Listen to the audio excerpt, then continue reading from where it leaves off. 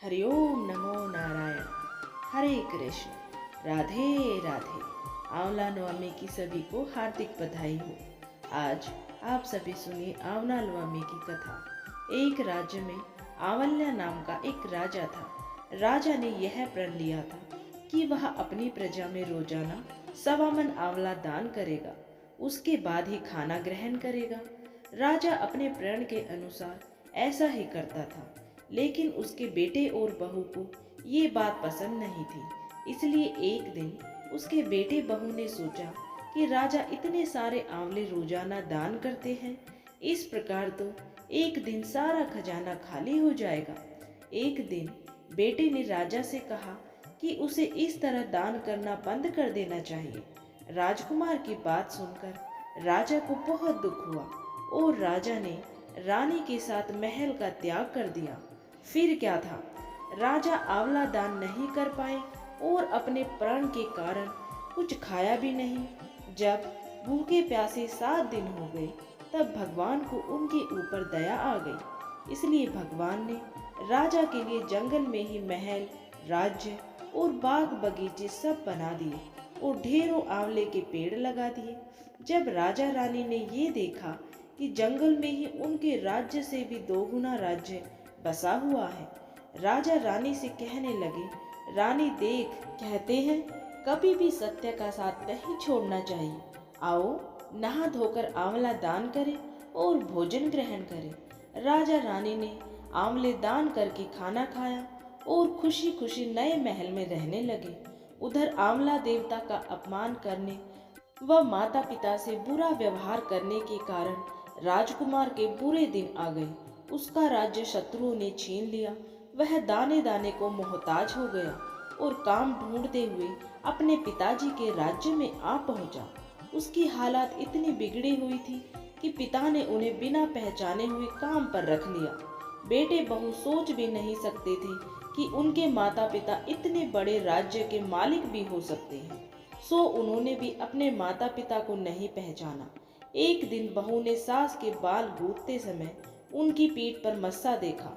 उसे ये सोचकर रोना आने लगा कि ऐसा मस्सा मेरी सास के भी था। हमने ये सोचकर उन्हें आंवला दान करने से रोका था कि हमारा धन नष्ट हो जाएगा।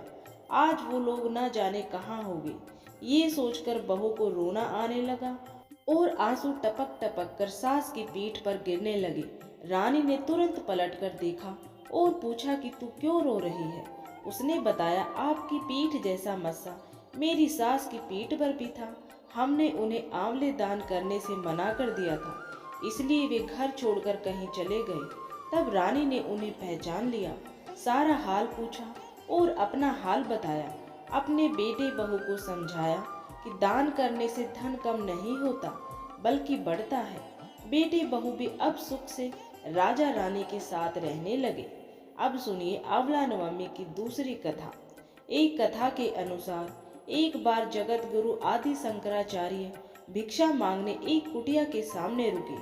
वहां एक बूढ़ी औरत रहती थी जो अत्यंत गरीब और दयनीय स्थिति में थी। शंकराचार्य की आवाज सुनकर वो बूढ़ी औरत बाहर आई। उसके हाथ में एक सूखा आंवला था।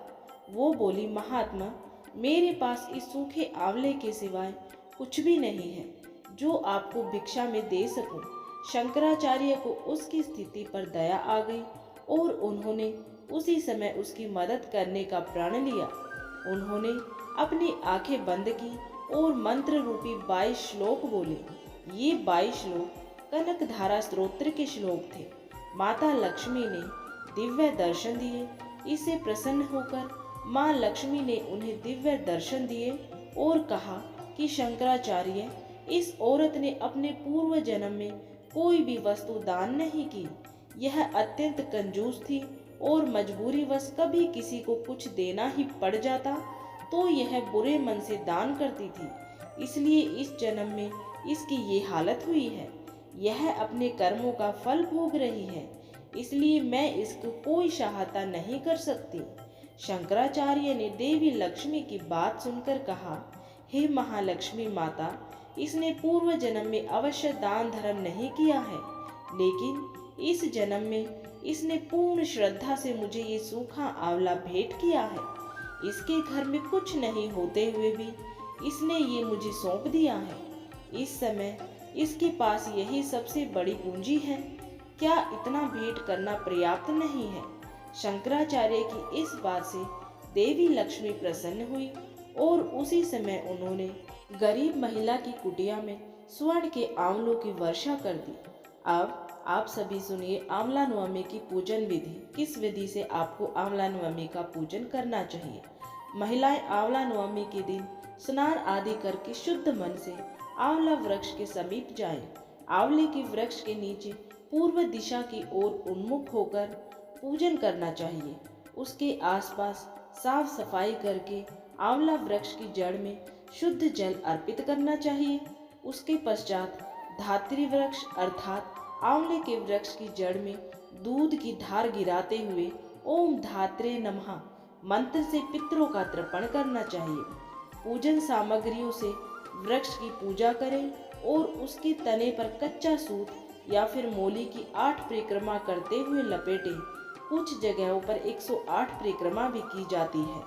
कपूर से आरती करने के उपरांत कथा का श्रवण या वाचन करें।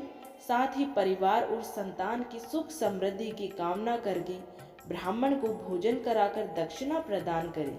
इसके बाद वृक्ष के नीचे ही बैठकर परिवार सहित भोजन किया जाता है। भोजन में आंवला अवश्य खाना चाहिए। आंवला नवमी के दिन आंवले के वृक्ष के नीचे बैठकर क्यों खाना खाते हैं, चलिए इसके पीछे की वजह जानते हैं।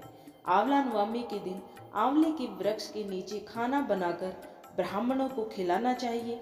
इसके बाद खुद भी खाना चाहिए।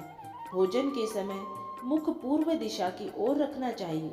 शास्त्रों में बताया गया है कि भोजन के समय थाली में आंवले का पत्ता गिरे तो ये बहुत ही शुभ माना जाता है।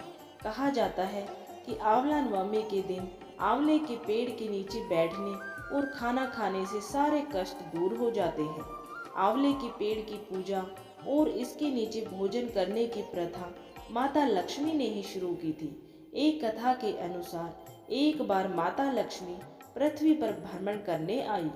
रास्ते में उन्होंने भगवान विष्णु और शिव जी की पूजा एक साथ करने की इच्छा जाहिर की। लक्ष्मी माता ने विचार किया कि एक साथ भगवान विष्णु और भगवान शिव जी की पूजा कैसे हो सकती है। तभी उन्हें ख्याल आया कि तुलसी और बेल का गुण एक साथ आंवले में ही पाया जाता है। तुलसी भगवान विष्णु को प्रिय है और बेल भगवान शिव जी को। आंवले के वृक्ष को भगवान विष्णु और शिव जी का प्रतीक चिन्ह मानकर माता लक्ष्मी ने आंवले की वृक्ष की पूजा की। पूजा से प्रसन्न होकर भगवान विष्णु और भगवान शिव जी प्रकट हुए। लक्ष्मी माता ने आंवले के वृक्ष के नीचे भोजन बनाकर भगवान विष्णु और भोलेनाथ को भोजन करवाया। इसके बाद स्वयं भोजन किया। इसी समय से ये परंपरा चली आ रही है। तो ये थी आंवला नवमी की कथाएं। तो उम्मीद है आपको इस वीडियो पसंद आई होगी। अगर आप सभी को ये जानकारी, ये वीडियो कथाएं पसंद आई है तो वीडियो को ज़्यादा से ज़्यादा लाइक करें, शेयर करें और कमेंट बॉक्स में श्री हरि नारायण भगवान की जय जरूर लिखें। और अगर आपने अभी तक चैनल को सब्सक्राइब नहीं किया है तो अपने सनातन धर्म से जुड़ी संपूर्ण जानकारियाँ, कथाएं, कहानियाँ सुनने के लिए चैनल को जल्दी से सब्सक्राइब कर लें और नोटिफिकेशन बेल को ऑन करना बिल्कुल भी ना भूलें, ताकि आपको समय से जो भी वीडियो अपलोड हो उसकी सारी नोटिफिकेशन टाइम से मिल जाए।